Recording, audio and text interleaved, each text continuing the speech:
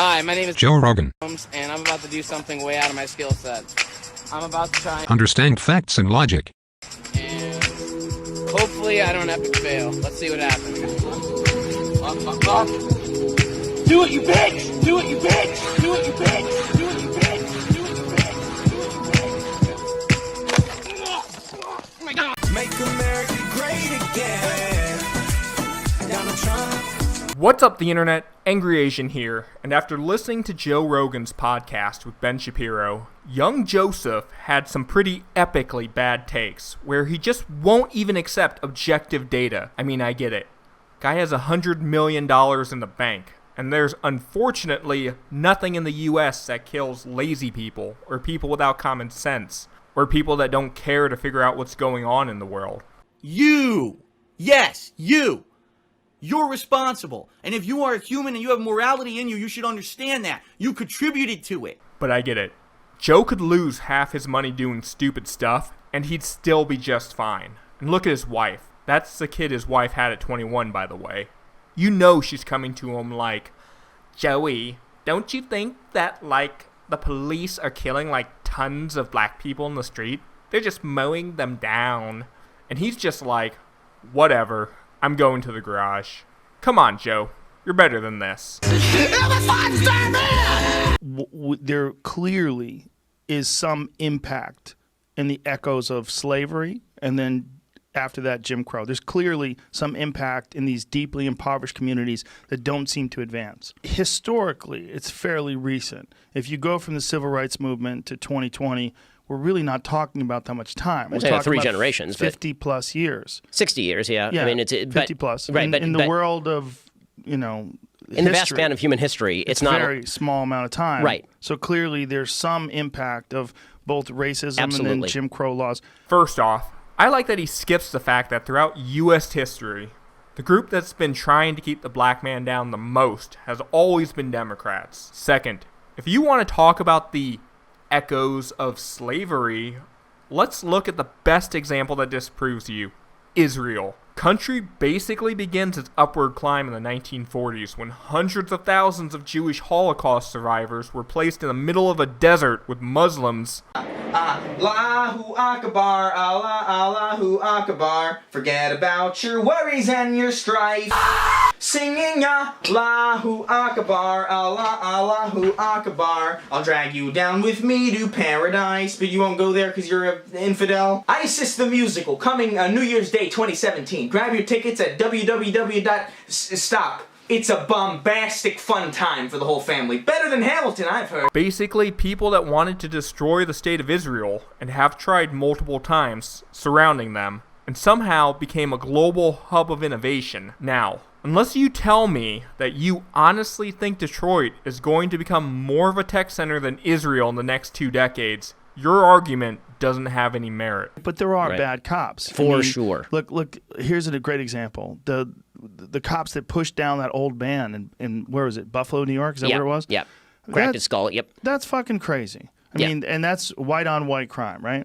I mean, is a white guy pushes this old man down, and the most bonkers part about that was the way the president reacted. The way he felt seemed funny. Maybe he was Antifa. Yeah. Maybe he was undercover. There was literally the worst possible reaction to watching an elderly senior citizen get pushed down by a young, strong man. So how do you reaffirm the trust in law enforcement, and what do you do to reform law enforcement? Because clearly there are some people that are cops that should not be cops. Why don't you ask the media for the full video, young Josephine? It's clearly been cut, so you don't see what led up to it. But we all know that these quote-unquote protesters, read violent rioters, act like the insane leftist animals they are.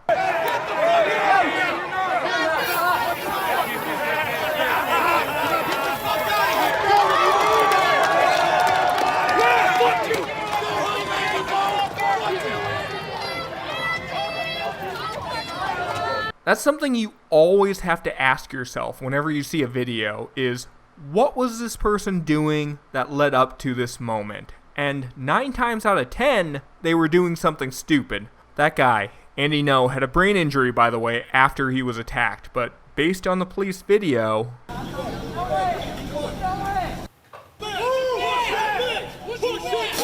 they clearly told the dickheads to clear the street.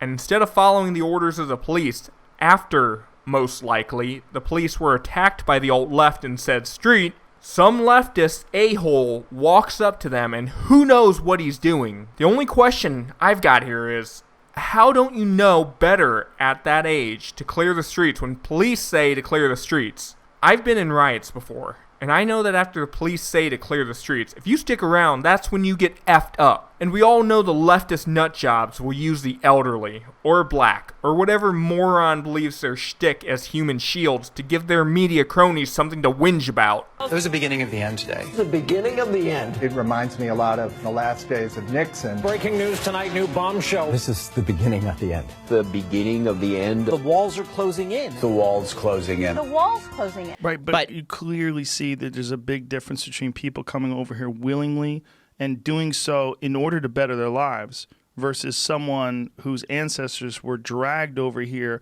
to be sold as property, and then dealing with the repercussions of that being your family history and red line laws and all the other things that were put in place to sort of keep them in very specific areas, which to this day remain crime-ridden, gang-ridden, deeply impoverished communities. Funny that you mentioned that, Joey baby, because in 1847, the free African country of Liberia was founded as a place to offer the former slaves in the United States the opportunity to immigrate back to Africa. The settlers would get free land and travel, and within a decade, over 80% of the African Americans in Liberia were dead.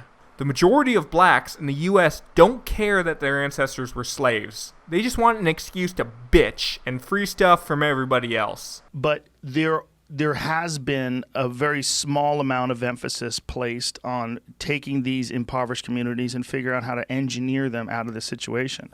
The idea of saying to a kid like that, hey, don't pick up a gun and shoot somebody, that's way too simplistic a version of their future. Wow. Just wow.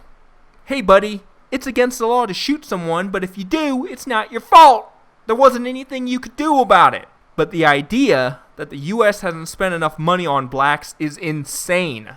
According to Cato.org, around $1 trillion a year is spent on poverty assistance. This goes to help around 110 million people. That's about a third of the U.S., by the way, on poverty assistance or welfare. Out of this number, about 39% of all welfare users are white, and about 40%, or 44 million, are black. Broken down, this means that each year we spend about $400 billion on black poverty. We're not trying hard enough at that number each year for Joe Rogan. Each American paying about $1,200 a year in taxes for black poverty, that's not enough.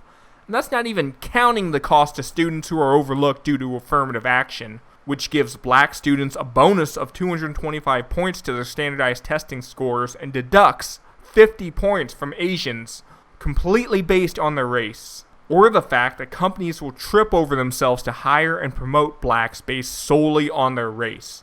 But to Joe Rogan, America isn't doing enough. I won't even go to a black doctor because I know the statistics, and even if he got by on his merit, there's such a good chance that he didn't, that I'd rather go find myself a Jewish or Asian doctor instead, because I know the system wasn't helping those guys out at all. I'm not nervous. I'll read a bitch.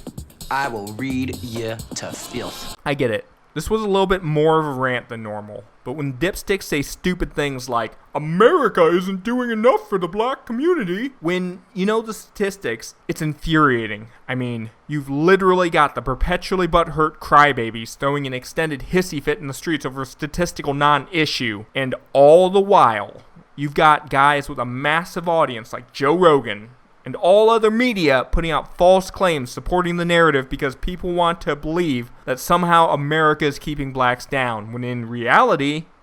Because black people, if you really want to fix the problem, here's just 5 things that you should think about doing. Here's number 5. And if this doesn't apply to you, if you're not doing this, then it doesn't apply to you. I'm not talking about you. Here's number 5. Pull up your pants. Sagging pants, whether it's Justin Bieber or no-name Derek around the way, walking around with your ass and your underwear showing is not okay. In fact, it comes from prison when they take away belts from the prisoner so that they can't make a weapon. And then it evolved into which role a prisoner would have during male-on-male prison sex. The one with the really low pants is a submissive one. Thanks for watching. YouTube hates people like me, so like, comment, and subscribe if you'd like. And if not, like any real classical liberal will tell you, you do you, my dude. Trigger warning. I exist. I love Trump. Hey, I'ma vote Trump 2020, Trump 2020. I'ma vote Trump 2020.